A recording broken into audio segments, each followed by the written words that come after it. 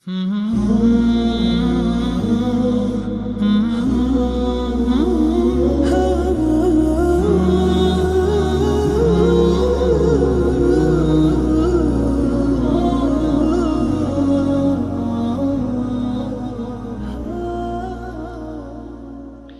الله الرحمن الرحيم. الحمد لله رب العالمين، الصلاة والسلام على رسول الله محمد وعلى آله وأصحابه أجمعين. اللهم إنا نسألك علما نافعا ورزقا طيبا وعملا متقبلا، آمين. أما بعد، إن شاء الله تعالى دزدكيم كتاب الزكاة. وريابين كتاب الزكاة تفاصيل زوري تداي وشون درساني رابط هر یەک لەو بابەتانە تەفاسیلی زۆر لەوە زیاتری تێدایە کە باسمان کرد، بەڵام ئەو کە پێویست بووە لە مستەوای یەکەمدا بخوێنرێ ئومێدم وایە زۆربەیمان باس کردووی. لێرە وە لە معاملات وە لە میرات پێویستە ئاماژە بەوە بدرێ کە ئینسان نابێ بەو قەدرە لە عیلم لایەتی بڕیار لەسەر شت بدا و وەڵامی پرسیار بداتەوە، بەتایبەت ئەوە کە پەیوەندی بە مافی خەڵکەوە هەیە، بەتابەتەوە کە پەیوەندی بە پارەوە هەیە. لەبەر ئەوە یعنی ئێمە بەوەی کە لە میانەیەم دەرسانەدا دەیخوێنین تەسەووری کولیمان بۆ دروست دەبێت دەربارەی زەکات و مەسئلە ئەساسی و سەرەتاییەکانی دەزانین. ئەمما فێربین بە دیاریکراوی و بڕاوی بچینە دیار هەر ماڵێک زەکاتەکە دابش بکەین، ناوە لە مستەوای یەکەم بەوە تەحسیل نابێ. وەکو چۆن ئینسان لە مستەوای یەکەم لە عیلمی میرات فێری ئەوە نابێ بچێتە دیار تەریکەی هەر مردوویەک میراتی هەر مردوویەک بە دروستی تەوزیعیکە، وإنما ئەساسیات و بناغەکانی عیلمەکە فێر دەبێت. باشە، طبعا زەکات لە ئەسڵی زمانی عەرەبی یعنی زیادەت و نەما، زیادبوون و گەشەکردن. لە شەرعیشدا بڕە ماڵێکی دیاریکراوە لە کاتێکی دیاریکراو دەدرێتە کۆمەڵێک خەڵکی دیاریکراو بە نیەتەوە. لە شەوالی ساڵی دووەمی کۆچیدا واجب بووە. هەر کەس باوەڕی پێی نەبێ، باوەڕی بە مطلقی زەکات نەبێ، ئەسڵەن زەکات واجب نییە، پێی کافر دەبێ. و هەر کەس زەکاتی هەبێ و نەیدا، دەوڵەت ئیسلامی بە زۆر لێی وەردەگری، چونکە پارەکە پارەی ئەو نییە، مافی هەژارانە لە پارەی ئەودا.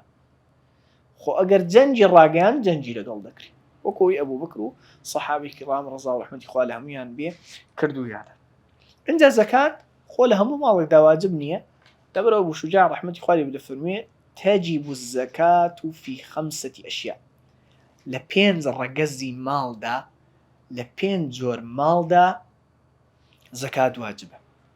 وهي ئەمانەن: المەواشی، ئاژەڵ مەبەستیش پێی 3 جنسیەتی، وشتر و مانگا و مەڕ و بزن، وەکو دواییش دێ ئینشاء الله. والأثمان، پارە و پول، والزروع، دانەوێڵە، والثمار، میوە، وعروض التجارة، کەلوپەلی بازرگانی کڕین و فرۆشتن. ئەمە بە مجمەلی باسی کرد، اینجا جۆرە تەفسیلی دەداتی. دەڵێ فأما المواشي، أما آژەڵ، فتجب الزكاة في 3 أجناس منها، لسير رقزيدا لسير جوريدا زكاة هي، وهي الإبل وشتر، والبقر أو بيضن رشولاغ، جا مانگايا گاجوتا گاميشا أو رقزي بيضن أو بيضن رشولاغ، والغنم مرو مالات يعني مرو بزن. وشرائط وجوبها 6 أشياء، مەرجەکانی واجببوونی زەکات لە ئاژەڵدا 6 یەکەمیان ئەلئیسلام، موسڵمانیەتیە، زەکات دەرەکە موسڵمان بێ، کەوا بوو بێباوەڕ ئەگەر دەوڵەمەندیش بێ لەژێر سایی دەوڵەتی ئیسلامیشدا پێژی زەکاتی لێوەرناگیرێ، نا لەسەری واجبە، بالتالی دوایش قەزای ناکاتەوە بەو معنای ئەگەر موسڵمان بوو بڵین زەکاتی چەند ساڵەکە نەتداوە بماندێ، نەخێر. الئیسلام. والحریە، ئازاد بێ، کۆیلە ماڵی نییە، کۆیلە خۆی و ئەوەی کە هەیەتی هی گەورەکەیەتی بۆیە زەکاتیش نادا. والملك التام ئەو شتە بە تەواوی مڵکی خۆی بێ. ئەو ئاژەڵانە کە ئێمە باسی ئاژەڵ دەکەین بە تەواوی مڵکی خۆی بێ. یعنی مەسەلەن داگیری نەکردبێ، ئەوە کە داگیری کردووە هی خۆی نییە، مڵکی ئەو نییە. ئەگەر ئیمانی جوڵا نابێ بچێ زەکاتیان لێ بدا، بینەما دەبێت چ بکە؟ بیجێڕێتەوە بۆ خاوەنەکانیان. کا بەو شتە بە تەواوی مڵکی ئەو بێ. چوارەمیان والنیصاب بگاتە نیصاب و قەدری زەکات. ئەوە نییە هەر کەس مطلق وشتری هەبێت 2 دانە وشتریشی بێ دەبێت زەکاتی لێ بدا. نا، بگاتە ڕادەی زەکات. والنیصاب والحەول ساڵیشی بەسەردا بسوڕێتەوە لە لای ئەو لە لای خاوەنەکەی ساڵی بەسەردا بسوڕێتەوە. مەبەست لە حەول ساڵ لێرە ساڵی ئیسلامی، یعنی ساڵی هیجری کە 354 ڕۆژە. هەم لە لای خۆیشی بێ کە ساڵ دەسوڕێتەوە. یعنی ئەگەر 100 سەرمەڕی هەبوو مانجی یەک کڕینی، مانجی یەک کڕی، ئەمە جاریوان نمونەکان بە ساڵی زاین دێنەوە مانگەکانەوە لە بەرەوەی شائع و زۆربەی خەڵک وا تێدەگا، گەرنا کە مەبەستمان لە ساڵ سوڕانەوە ساڵی ئیسلامیە، ساڵی هیجری. مانجی یەک کڕینی، مانجی حەوت لەبەر پێویستیەک فرۆشتی، دوایی 200 سەرمەڕی کڕیەوە کە لە مانجی هەشت، لە مانجی حەوت فرۆشتی، لە مانجی هەشت 200 سەرمەڕی کڕیەوە، لە مانجی یەک زەکات لەمانە دەدا؟ نەخێر. لە بەروی ئەو لە مانجی حەوت ئەوەی مانجی یەک کڕی بووی فرۆشتی، ساڵی بەسەردا نەسوڕایەوە. ئەم 200ەی لایەتی وەقتەکەی لە مانجی هەشتەوە دەستی پێکردو، مانجی هەشتی ساڵی ئایندە زەکات لەمانەدا ئەگەر لای بوون. ئەجا فێڵ لەخوا ناکرێت جەل لە جەلالوو ئەوەی بەنیازی خۆدزینەوە لە زەکات نەهێڵێ ماڵەکەی یان ئاژەڵەکانی ساڵیان بەسەردا بسوڕێتەوە، ئەوە بە حساباتی دنیا نەجاتی دەبێت لە زەکات وەرگرتن. بەڵام لە قیامەت خوا جەل لە جەلالوو محاسبەی دەکات. ئەمە والحەول هەم والسەوم سەوم یعنی ئاژەڵەکانی لە لەوەڕگای گشتیدا بدەوەڕێن، یعنی علەفیان نەداتێ، مەسرەفێکی وا گەورە لە علەف و لە خواردنیان نەکە، وئینەما سائیمە بن، یعنی لە لەوەڕگادا بلەوەڕێن. ئەنجا ئەگەر زۆربەی ساڵەکە نیوەی ساڵەکە زیاتر ناچاری ئەوە بۆ علەفیان بداتێ، زەکاتی تێدا نییە ئەو ئاژەڵان. ئەگەر ئەو وەقتانی لە ماوەی ساڵەکە علەفیە پێویستی بۆ بوو بە پارە علەفیان بۆ بکڕێ. مەثەلەن لە ساڵەکەدا 4 مانگ لەوەڕ هەیە لە دەشت و چێ و بەشی ئەوە جیا و سەوزایی هەیە کە ئاژەڵ تیدا بلەوەڕێ، زۆربەی ساڵەکە خواردنی بۆ دەکڕین، علەفی بۆ دەکڕین، زەکاتی تێدا نییە.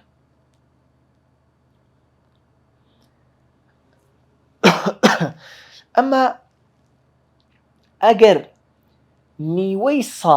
نیوەی ساڵەکە یان کەمتر، نیوەی ساڵەکە یان کەمتر ئەوەندەی علەف دەدانێ پێی بژین بەبێ ئەوەی زیانی گەورەشیان پێ بگا، هەر زەکاتیان لەسەر نییە. یعنی چی؟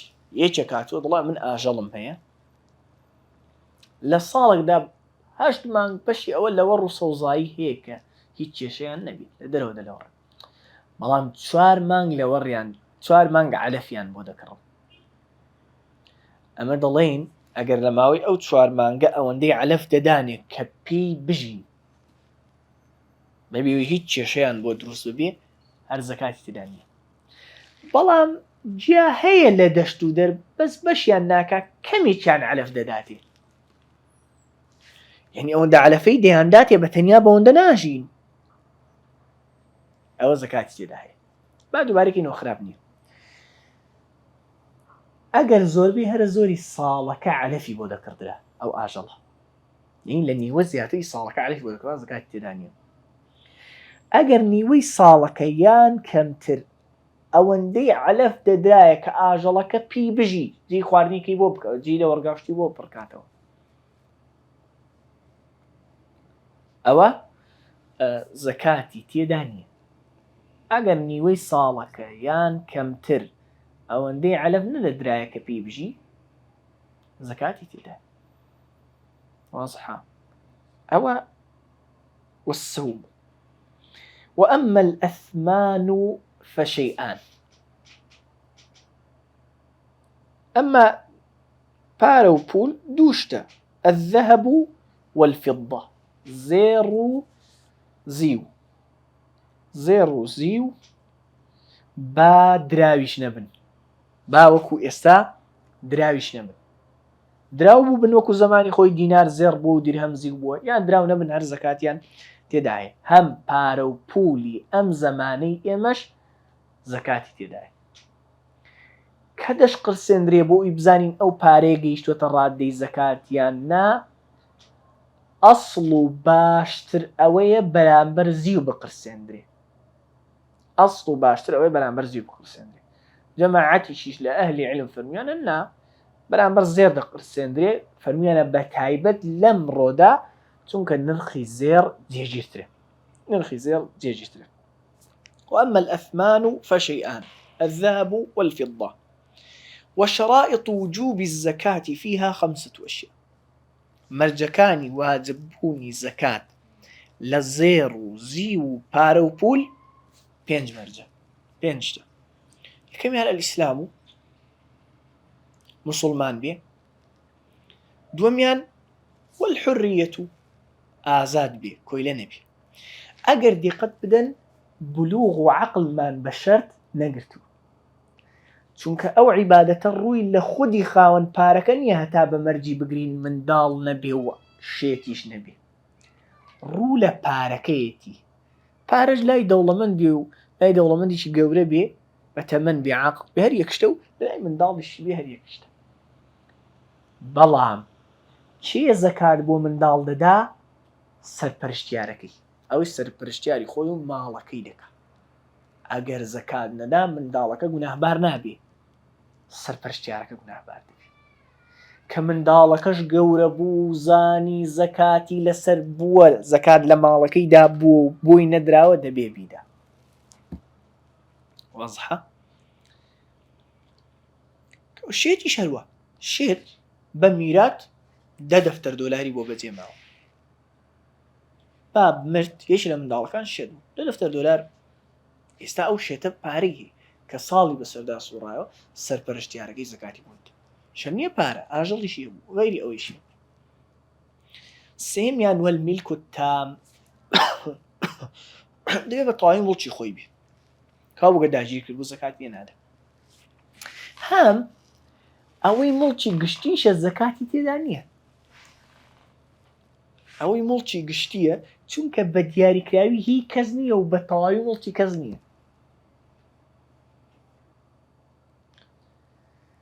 مثلا وەقفی مزگەوت عەرزی عام و گشتی مڵکی گشتی زەکاتی تێدا نییە، لەبەرەوەی میلکی تام نییە، یەک مڵکی کەسێک نییە. ئاها هەر لە میلکی تام دەڵێن قەرزێک پارەیەک لە قەرزە بە تەمای بدرێتەوە، با ئێستاش نەبێت، با ساڵێکی بێت، با 2 ساڵێکی بێت، بەڵام بە تەمای وەری بگریەوە خاوەنەکەی دەداتەوە. یعنی قەرزارەکە هەموو ساڵێ زەکات لەو قەرزە دەدەی، هەموو ساڵێک، چونکە مڵکی تۆیە بە تەواوی دەدەنەوە. ئەمما قەرزێک کە بە تەمای وەرگرتنەوەی نییە، جایا لە بەرەوەی قەرزارەکە هەیەی بەڵام زۆردار و دڵە نادەمەوە، چن نەکردووە بیکە، یان نیەتی مفلیسە بێ ئومێدی لەوەی بداتەوە، ئەوە زەکاتی تێدا نییە. لەبەرەوەی مڵکی تەواوی تۆ نییە بەڵێ هی توێ بەس دەسەڵاتت بەسەریدا ناچی بالتالي ملکی تامی تێدا نییە ئەم شەرطی تێدا نییە ئینجا ئەگەر ئەو قەرزەی کە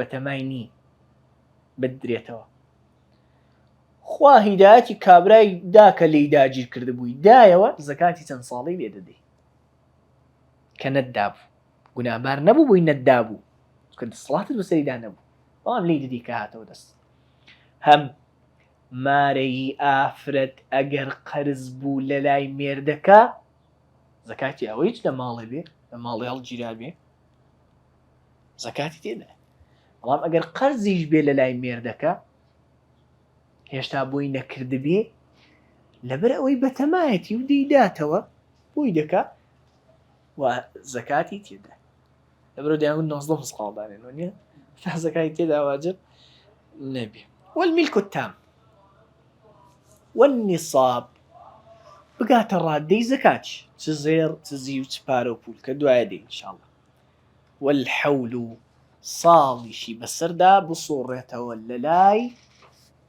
لە لای خاوەنەکەی وأما الزروع ما بەس لە زروع بەڕێزان ئەو ڕووەکەیە کە قەد و باڵای نییە دار نییە نا ئێستا شووتی لە ضمنی زروع بەدەستەواشی فوقها خەیار لە ضمنی زروع باینجان لە ضمنی زروع ئەوە کە داری نییە ئەمما سێ و پرتەقاڵ و لیمۆ و إلى آخره خورما و ترێ و داری هەیە قەدی ئەستوری هەیە و دەچێتە ئاسمان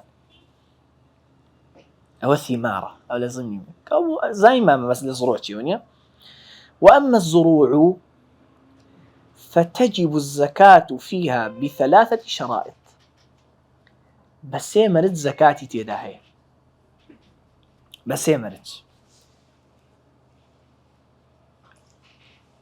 أن يكون مما يزرعه الآدميون يعني إسلام شرطية با إسلامي شرطة أي حرية شرطية با حرية الشرطة ملشي تامي شرطة ملشي تامي شرطة يعني لدواي أو سي شرطة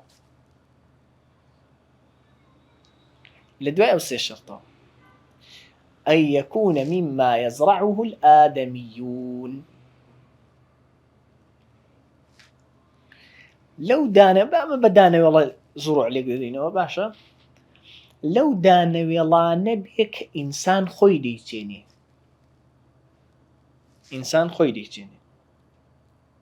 نەک ئەوەی خۆڕسک لەو دەشت و دەرە دەبێتێ عادەتەن ئەوەی ئینسان خۆی دەیچێنێ ئەوە مەرجی یەکەم کە دەبێتی دابێت دووەمیان طبعا ئادەمیزاد دەیچێنێ بۆ خواردن وأن يكون قوتا إنسان بي بجي قوت يعني بشي إنسان رابقري وبي بجي با كاتي هرزاني وناز ونعمتيش نيخوا وكو هرزن يسا إما لساي فصدي خوا ولنا وناز ونعمت داين بس لخوا بزياد بي مناتي كسيدي كمان مسألة ونية هەرزن ناخۆین جۆ ناکەینە ئاردوونانەکەی بخۆین بەڵام ئینسان پێی دەژی کاتی گرانیش بپرسن باو باپیرانی ئەمە خواردویانە دەشێ ئینسان پێ بژی کاوبوو جۆ زەکاتی تێدا هەیە یەکوونە قوتن ئینسان پێی بژی با لە کاتی هەرزانیشدا نەیخوا نمونەی چی ئینسان پێی ناژی وەکو گوڵە بە ڕۆژە بەڕێزان گوڵە بە ڕۆژە قوت نییە ئینسان ناتوانێت پێی بژی بۆیە گوڵە بە ڕۆژە زەکاتی تێدا نییە لە تاوکەری مەرجی دووەمدا دەڵێ مدەخەڕەن بگونجێ ئیدیخار بکری بگونجێ هەڵبژیرێ وەکو زەخیرە نەک وەکو خەیار و گندۆرە و شووتی بێ خەیار و گندۆرە کاڵک شووتی زكاتی تێدا نییە، ناگونجێ هەڵبژیرێ. هەندێک نمونە لەوانە کە زەکاتیان تێدایە: گەنم، جۆ، میسک، نۆک، ماش غەیری ئەوانش. سێمیان وأن يكون نصابا، بگاتە ڕادەی زەکاتیش، بگاتە ڕادەی زەکات. وهو 5 أوسق، 5 بارە بە باری وشتر. ئەوسوق جەمعی وەسقە، یعنی جەمع کۆکردنەوە. بەڵام 5 أوسق لا قشر عليها، بەبێ بەرگ، بەبێ مثلا چەڵتووکەکەی لەگەڵ حساب ناکەی، برنج چەڵتووشی پێوەیە نیە، دەبێت گەنم و جۆ لە کاو کۆت و ئەوانە پاک بکرێتەوە، جا بکرێتەوە، ئەو جا ببێتە 5 أوسق، 5 وەسق، 5 بار. ئێمە فەلاحی ئێمە بە زۆری بە تەنەکە قسە دەکات، تعامل دەکات بە تەنەکە. بە حساباتی تەنەکە، جا تەنەکەش دوو جۆرە، تەنەکە یا بەسەر هەیە یا دارماڵ کراو هەیە. تەنەکەی بەسەر ئەوەیە کە پڕی دەکەن، تۆزش لە ڕۆخەکەی زیاد دەبێ هەڵدەستێت تۆزەک. بە حسابی ئەو تەنەکەی بکەی کە گەیشتە 40 تەنەکە زەکاتی تێدا. ئەگەر دارماڵ بکرێت، دارماڵ چییە؟ زۆر جار بۆی قیاسەکە دقیق بێ، دارێک تەختەک بەدەستەوە دەگرن، لە ڕۆخی تەنەکەی دەخشێنن بۆ ئەوی هەرچی لەوە زیاد بووە صافیکە، ڕێک تەنەکەیکی فیت بێ. ئەگەر دارماڵ بکرێت 45 تەنەکەی. ئەگەر بە حیسابی کیلۆگرامیش بێ 650 کیلۆگرام یا شتێ زیاترە، گوتمان ئەو ڕقەمانە عادەتەن احتیاطێن تێدا دەگیرێتەوە. مامۆستای هەرتەریە ڕەحمەتی خوای لێبێ دا ئەوە لە ڕۆژی پرشنگدار دەڵێ 725 کیلۆگرام 725 کیلۆگرام. وأما الثمار، أما ميوى، فتجب الزكاة في شيئين منها.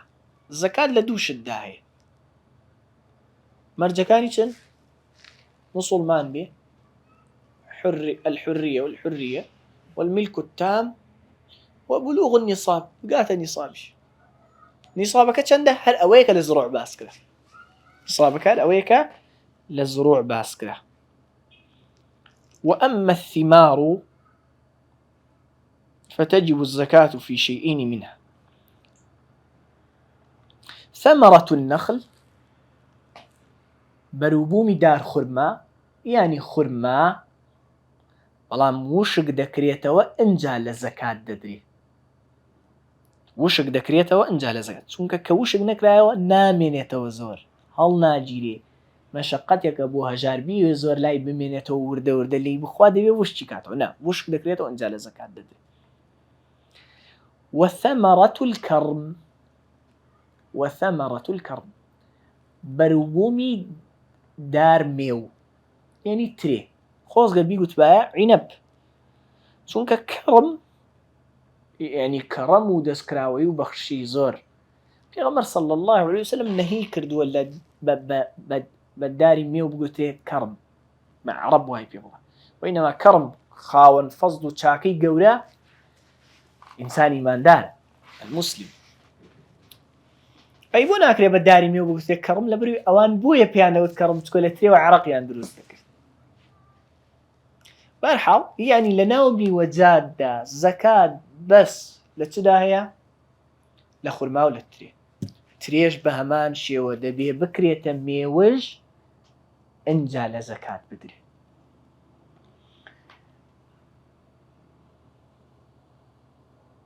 باشە، دەڵێ وشرائط وجوب الزكاة فيها 4 أشياء.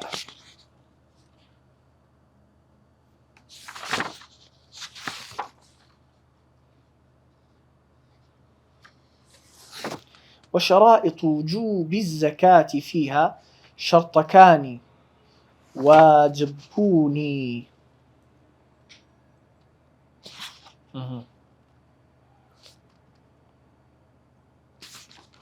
شرطكاني واجبوني زكاة لثمار شوارشته: الإسلام والحرية والملك التام والنصاب. شتي ما وتو أقداري بي أما زكاتك يان كي ددري لكاتي دروينا كردنيان يان رنينيان مي ودرن دريو أو إيكا ليه ذكرت يعني لبرو شرطي حول مان شرطي صال صورانو مان تيدا باز نكرت يقدر زكاتي دانرين نكها مصالح يعني أمجن مكا دطنة كاتي دروينة مان كردو لكاوكو دعي كاوكوتو أمانة دطن زكاتي تيدا دا أمجن ما هيتي ديك زكاتي تيدا نادريتو بالا مخزني شلب جيري دصال بمينيتو مثلا همو صال زكاتي تيدا نادري بلام اگر او ارزقن ميدي كمان تيدا چان ديشان دو دروينه و گرمه زكاة ددري واضحة باشا كاتي زكاة دانك الليرة اما تبينيش قرنقا اقرنا او تفصيلا باسنا لكرت كاتي زكاة دانك الليرة فرقي هي لقل كاتي واجبونك يعني مثلا ساعات سين يجي عسل بيئت وساعات شوار بيكي كاتي واجبونك اشتك وكاتي زكاة دانك اشتك تماشا بكم زورق لعلماء مذهبي ما امثالي جويني وامثالي غزالي وغيري او رحمة اخواني بي فرمويانا زكاتك واجب دبي لقل دانك رقبونيو لحالتي كالموزو انا لم يوش لكاتي الرنقورانيو هم يوسرتا رنجك كوردو دبرو بيقيشتن الرا انجا برو الرنجي خوي دروا ونيا دبي قتان نابي لقل دنك رقبون يا لقل رنقوراني وزكاتك واجب دبي يعني چي لو ما ويا زكاتك يستا واجبه حتى كاتي دروينه و ليكرنوا چندي بو خوي خواردي چندي بپياوتي دايم ميوان چندي ليفروش دبي لو سري هموي حسابك يعني چي يعني دانين حسابك ما وصاهر تليدورين زكاتك حوصدو 25 كيلوغراما لتري تريمان هي بلام هر لوتي وردو در رنجي قوراوا بوخو مان لي دخوينو ميوانك مان دي هندك شاند ديني وهندك مان بونا لي فروشتو طنك مان هبو استا اوي لي مان كردو استا 500 كيلو مان لبردست دتوين بلين والله نكيشتو النصاب لا كاتي رنجي قورا زكاتك يتواجب او كاتا تسنبو او انديك دا حسابك انجا او كريو مصاريفي لدروينو لكري كارقرتنو لقواسنو لبرينو دا صرف دكري نابي لسر زكاتك حسابك زكاتك ددا او جاء مصرفانا دكا نجلس زكاتك شي حسابك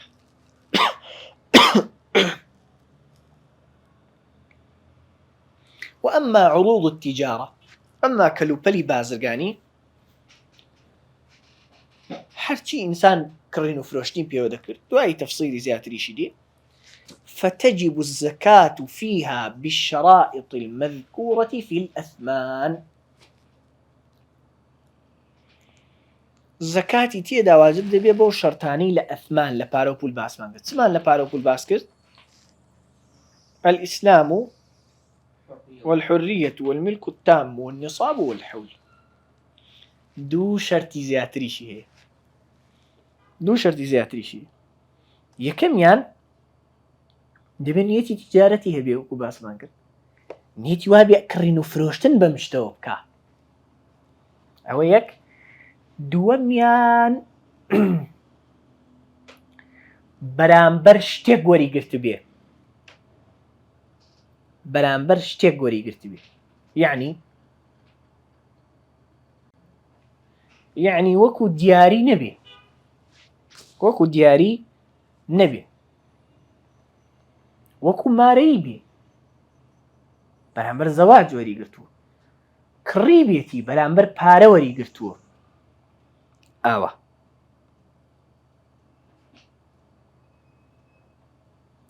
ئەمما ئەگەر یەکێک دیارەکی وەرگرتە بوو دیارێکی وەرەوە بۆ تۆ بەبێ هیچ لێ وەرگێ نیازی ئەوە بێ دواییش بیفرۆشێ ساڵیشی بەسەردا بسوڕێتەوە زەکاتی تێدا نییە با نیەتی فرۆشتیشی هەبێ کاو دەبێتە حەود مەرج ئیسلام و حڕیەت و میلکی تام و نیساب و حەول و نیەتی تیجارەت و نیەتی کڕین و فرۆشتن و بە معاوەضەش بە بەرامبەر شتە وەریگرت بێ الله المستعان ئینشاءالله دەرسی ئایندا نیسابەکان ینی چەند دەدا و لە هەریەک لەوانە چەند دەدرێ ئینشاءالله باسیکەین الله المستعان سبحانك اللهم وبحمدك أشهد أن لا إله إلا أنت استغفرك وأتوب إليك